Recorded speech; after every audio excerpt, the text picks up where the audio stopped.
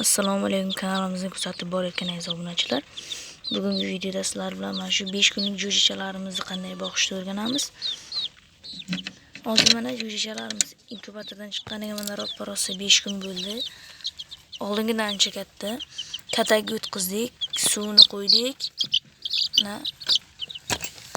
Mana tepasida lampochkasi bor, yoniq turibdi. Qanaqa yem berish kerak hozir aytaman.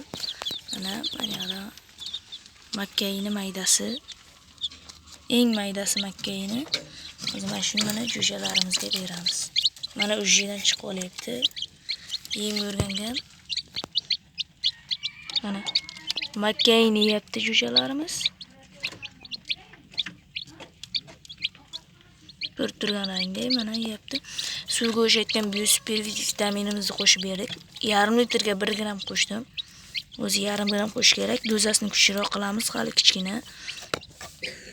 Xullas yorug'ligini qo'yib qo'yganmiz. Katta jo'jachalarimiz ham yurishibdi mana bu yerlarda.